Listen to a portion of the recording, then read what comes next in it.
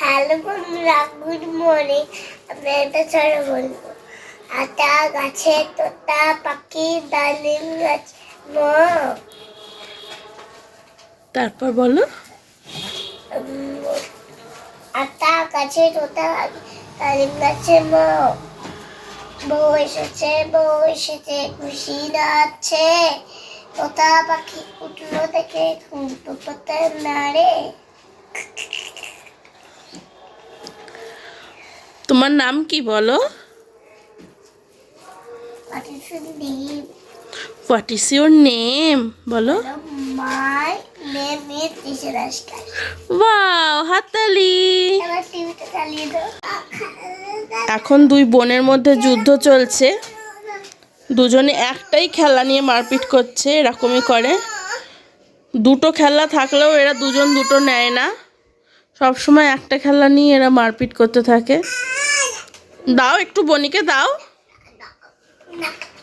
দিদির থেকে চাও। রুষা, বাবা মারপিট করছে রে। মারবে না, মারবে না। তুমি একটু দাও, দিয়ে দাও, বনিকে দিয়ে দাও একটু। রুষা চাও, দিদির থেকে চাও তো, খেলাটা দেবে তোমাকে। চাও, তুমি চাও চাও।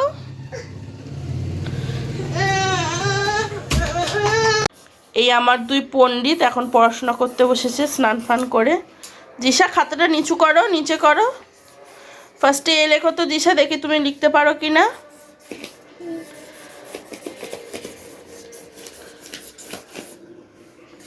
এ হয়েছে বাবা। বি লেখো, বি। বি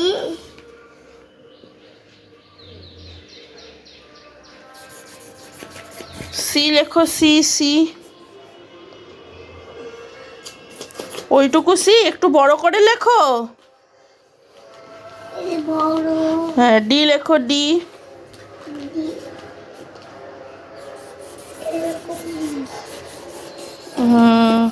খুব সুন্দর হয়েছে। আর তুমি কি লিখছো রুষা?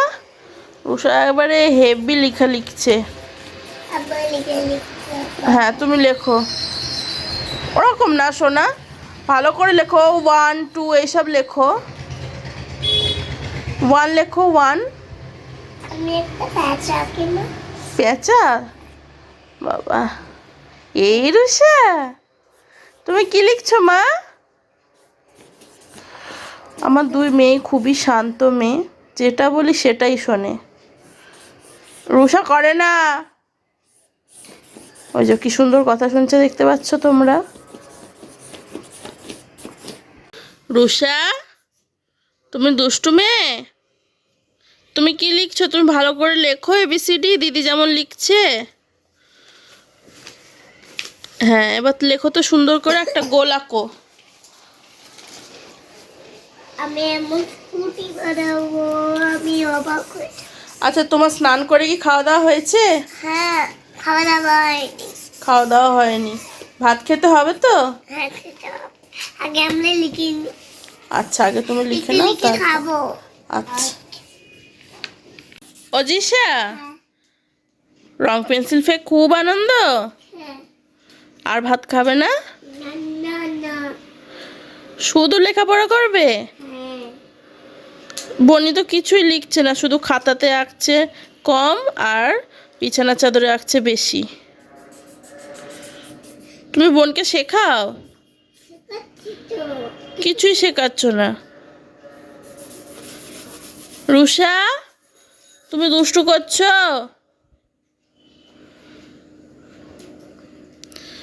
এরা এইসব নিয়ে কিছুক্ষণ বসে থাকবে, তার মধ্যে এবার আমি ওদের খাবারটা নিয়ে এসে ওদের খাইয়ে দেব।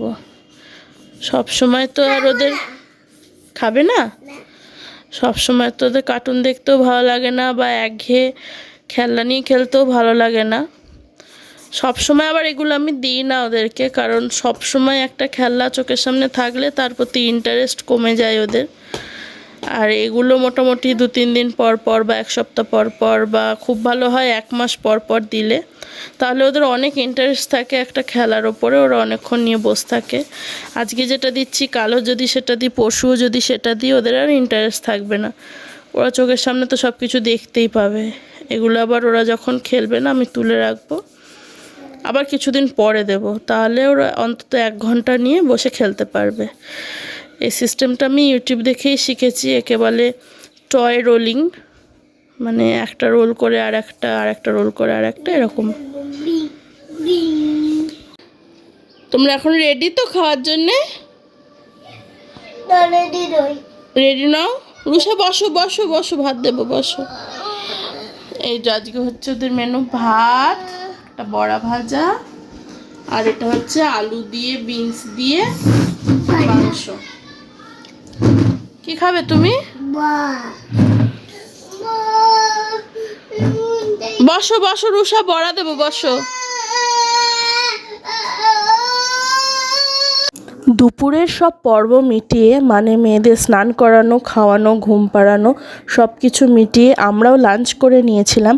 তারপর আমি আর জয় আর ওরই কিছু পাড়ার বন্ধুবান্ধব মিলে গিয়েছিলাম ব্রহ্মদত্ত ধাম, যে মন্দিরটা হয়েছে নতুন, সেইখানে একটু ঘুরতে। আকাশ দেখে মনে হচ্ছে যে মেঘলা, কিন্তু মেঘলা নয়, আসলে শীতের বেলা তো, সেই জন্য দিনটা এমনি ছোট, আর 4টে বেজে গিয়েছিল, সেই জন্য এরকম অন্ধকার লাগছে। আর এরকম ছোটোখাটো লং রাইডে যেতে তোমরা কে কে পছন্দ করো আমাকে কমেন্ট করে জানাবে। দেখো, সবসময় তো মেয়েদের নিয়ে ঘুরতে বেরোই, কিন্তু তারপরেও আমার মনে হয় দুজনকে সময় দেওয়াটা ভীষণ ইম্পর্ট্যান্ট। সেই জন্য আমি আরও বেরিয়ে পড়েছিলাম। আর এই যে সামনে একটা ছোট টিলা মতো দেখা যাচ্ছে, মনে হচ্ছে অনেকটা ওই বাঁকুড়ার পথে চলে এসেছি, কিন্তু একদমই না, এটা ওই বড়ার যে রাস্তাটা সেইখানে। আমাদের বাড়ি থেকে ওই ব্রহ্মদত্ত ধাম মন্দিরটা যেতে মোটামুটি ওই 30 মিনিট লাগে, এর বেশি না। আর কথা বলতে বলতে দুজনের মধ্যে আমরা পৌঁছে গিয়েছিলাম খুবই তাড়াতাড়ি এই ব্রহ্মদত্ত ধাম মন্দিরটা। দেখো রাস্তাটা কতটা ফাঁকা, খুবই ভাল লাগছিলো, বিশ্বাস করো। সারাদিন ক্লান্তির পরে এই একটুখানি ঘোরাফেরা যেন মনে হচ্ছে সারা দিনটাই মুডটা ফ্রেশ করে দেয়। এই যে আমরা চলে এসেছি। ও আচ্ছা, এটা বনমালীপুর। আগেও অনেকবার এসেছি, কিন্তু এই মন্দিরটা তো অনেক দিন ধরে তৈরি হচ্ছে।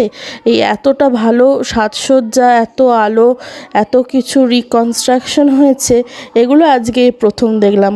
অবশ্য অনেক বছর পর গেলাম, প্রায় 2-3 বছর পর। জানো তো, এখানে ঘুরতে এলেই আমার দুজনের কথা খুব মনে পড়ে। একটা হচ্ছে রাজেন্দ্রদা আর একজন প্রতীক্ষা। ওদের সঙ্গে এখানে 6-7 বছর আগে কি তারও বেশি আগে ঘুরতে এসেছিলাম। এখানে এসে ওদের কথা ভীষণ মনে পড়ছে।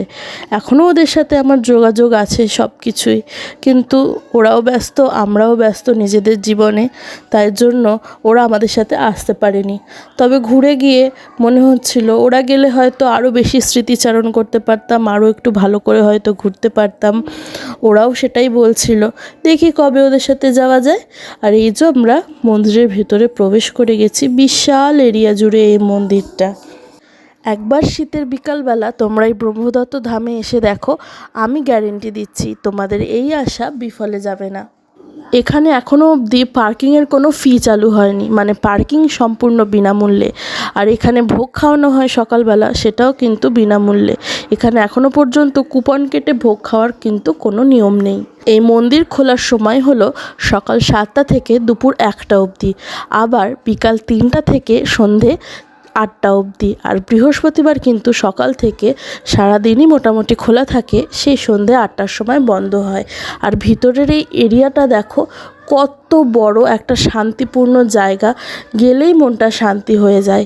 সবাই নীরব হয়ে বসে আছে, ভগবানের কাছে প্রার্থনা করছে। এই মন্দিরের প্রধান বিগ্রহ এটি, যেটি তোমরা চোখের সামনেই দেখতে পাচ্ছ।